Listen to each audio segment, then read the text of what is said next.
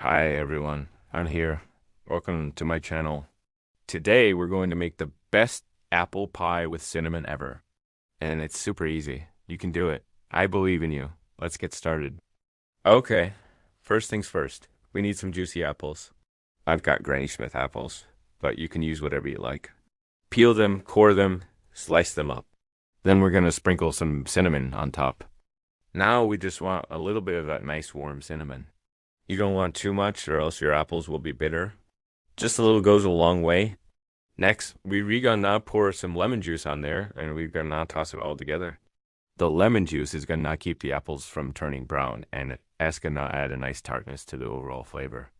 Now we're gonna set this aside for just a second while we make our pie crust. Alright, now we need some butter, some flour, and a little bit of salt. We just gonna make a well in the center, and then we gonna slowly start adding some ice water, just a little bit at a time. We just want to incorporate the butter into the flour.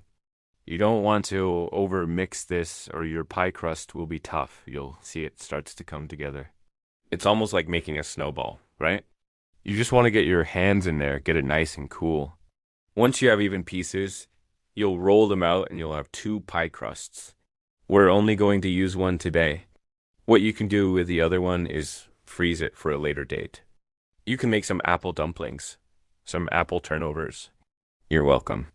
Alright, now we're gonna roll out our pie crust and we're gonna put it in a pie pan.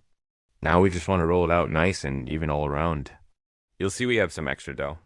All you have to do is just tuck it underneath. Now we're gonna pour our apples in and we're gonna sprinkle some more cinnamon on top. And then we're going to dot some butter all around the apples.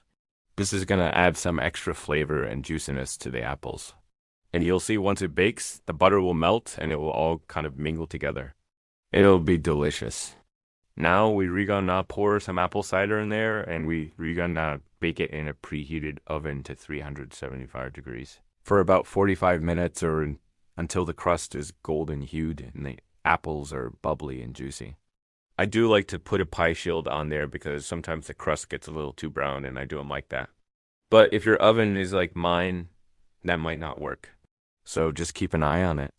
Now while the pie is baking, we're going to make the cinnamon streusel topping. It's really easy.